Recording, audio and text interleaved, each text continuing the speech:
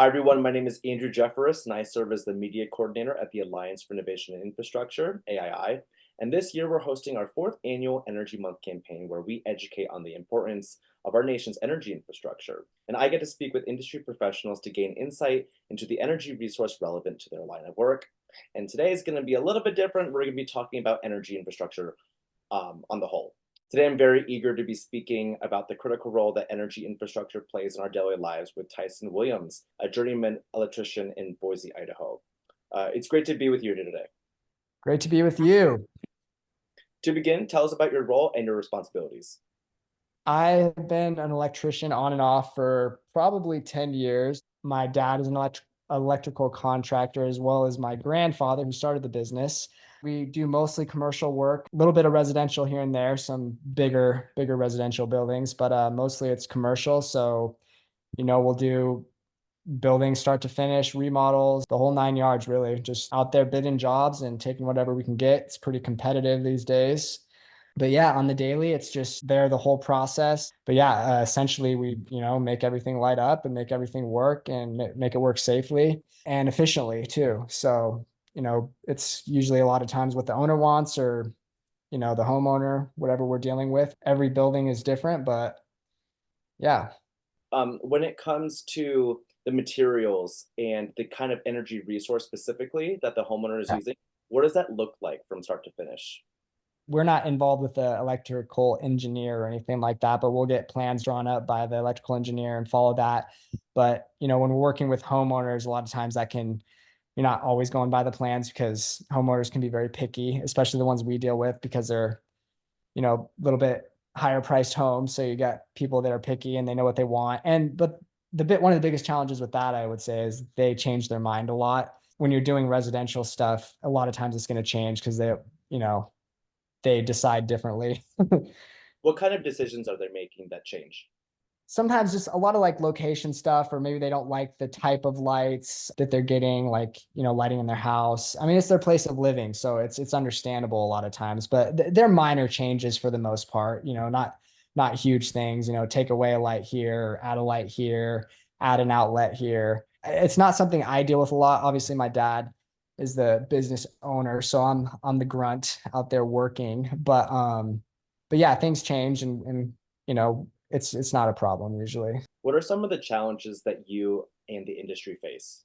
Yeah, that's a great question. And there's a lot of challenges. So, on the commercial side of things, since COVID, I would say especially just the cost of I don't know if that was due to, just, some of the restrictions during COVID and getting material. A lot of that has actually continued, even though we're not dealing with a lot of that now, the COVID issues and lockdowns and all that kind of stuff. But getting material can be a hard a lot of times now, especially the switch gear, which is the big panel, where everything is located with all the high voltage stuff. We've had to wait for sometimes up to a year just to get a switch gear. To make money, you're trying to move along as fast as possible and get things done. That's how you make money. So when we're waiting on, something, and switchgear is a big part of the job, $120,000 just for the switchgear. A lot of times, it's a big piece of equipment, and we do like McDonald's is and a lot of hotels and apartment buildings and stuff like that. So when it's trying to get moved along you need the switchgear there and installed, because that's how you're going to get power. So it can cause delays. So that's one of the biggest challenges. And then the cost of material is going up. When there's a big piece of equipment like that you're waiting for, the cost can change a year down the road. So we might bid a job for a certain amount of money, but maybe those materials are costing more towards the time that we're actually doing the work. So we could be losing money just based on waiting for that one piece of equipment, because we're paying, cost of other materials has went up. So, and then you add on to that, and then technology wise, a lot of stuff is changing with that as well. I'm sure you know about LED lights compared to fluorescent. Fluorescent is what it used to be in the past. LED is way more efficient and way more cost effective. And then we're also, there's lighting controls now that are a way bigger part than they used to be, especially in like hotels. So lighting controls is like, just everything done through your phone, or like dimmers and stuff like that we deal with another third party. So that's just a challenge of just learning curve to lighting controls that we haven't done before. low voltage stuff. Going back to what you said about efficiency, how has the path toward renewables and sustainability affected your job? So one thing, I don't know if it's that way in your state, I'm sure it is, but here in Idaho, I know the energy costs have gone up. We have Idaho Power here. They were going up a little bit, but they definitely went up again this year. Everybody's been notified that the costs are going up. Just that alone, for whether you're a homeowner or a business owner, like that's a, when costs go up, That's good you know, insight.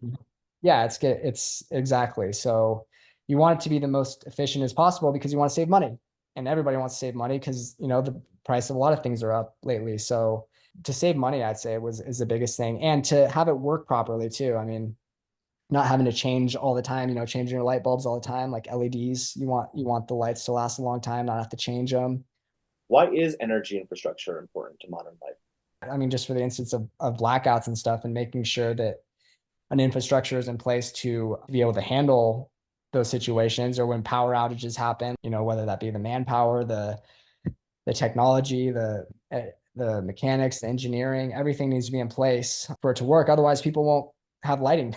We depend on it. We depend on power. We depend on internet. Well, not only that, how many times have you run into situations where someone didn't call 811 before digging and the electric lines were damaged? When we're there, we're dealing with the problems that are during the construction process more so. Idaho Power is the one that will come out a lot of times after the project is done to take care of those things. So we're not usually there during a lot of those big things, but it does happen a lot, and that's why you have to be so careful in the building of it too, to make sure that you avoid those things down the road. When mistakes are made, it can be brutal. So What kind of best practices do you have to ensure that those things don't happen? I'm kind of an OCD type person. I like to be thorough. I like to, obviously speed is very important. We got to work fast to get the work done, and to get it done in a timely manner. But I've always considered doing it right to be super important. So I pay very close attention to detail, and safety reasons too. I mean, we do work with high voltages, and you hear the horror stories of things happening, and you can die, by getting shocked. So it's just something that you got to always be careful what you're doing. Careful. I mean, power can jump too, called a arc, where, it can jump, not a huge, I don't know how far it can jump, but it's just understanding electricity too, and just your surroundings, and, live wires and exposed wires. If the wire gets pinched or insulation on the wire gets cut, you can get shocked, and just other people on the job too. We're really adamant about people not messing with any of the panels or the disconnects or anything. Back in the day, a lot of electricians would they would test wires by shocking themselves kind of to see if it's hot. But I use a tester. So, it's kind of just the old school way of doing it. It's not a good thing or a good habit by any means, but it's a fast way of doing it. I guess you just, touch it. If you get shocked, it's hot. But a lot of times that is what we're dealing with, is locating hot wires, or, if something's not working, troubleshooting will be. Bearing all of that in mind, what would you like the public to know when it comes to Mhm. safety, the things that they should be cognizant of that people normally wouldn't be? Don't be afraid to ask or call someone. For one, I think a lot of times people think they can do it themselves, or just because you have a panel in your home doesn't mean that you can go around flipping stuff. Like, I think that it's wise to ask someone that you may know that knows about that stuff a little bit before just going into it yourself, because there are live wires in there, and there could be, things happen, and, especially on older buildings or older homes, you never know what's under there, or if you never know if somebody else did their work right. That's something that, my dad's business has always been, we're very, very careful and very thorough. We want it to, we're not trying to cut corners by any means, and that's just, in my opinion, being a good business, but that doesn't mean that everybody else is doing that. So you just got to be conscious of who you choose to. You got to choose people you trust to do the work. I believe, because I think, like you said, I mean, energy is important, infrastructure is important, electricity is dangerous, and simple things like leaving lights on. Like, we want to be able to, conserve that power. And that kind of, this is maybe off topic a little bit, but that's why other things kind of come up too, whether you're talking about solar power, the windmills and stuff like that. Like, not overloading stuff, like you said, that's a huge deal too. That can cause issues. And just knowing, like talking to whoever, if you're building a new home, talk to the people about what an overload looks like and how much, why we have breakers set to a certain amperage. Like you can't go over that. And whether you're putting a hot tub in or something like that, why you have to have the right breaker. You can't cut corners. You can't put a smaller breaker in there. You're going to have issues. And I think a lot of people tend to cut corners to save money. The equipment and the material in our field is really expensive. Copper wire gets stolen all the time. It's just good to be conscious of the energy that you're using and turning things off and understanding how it works and switching to LEDs. I think that if a house doesn't have LED lights, that's your most efficient way. You're going to save money and it's going to be way more efficient. At our last place that we were living, we ended up getting these really high power bills at our townhome.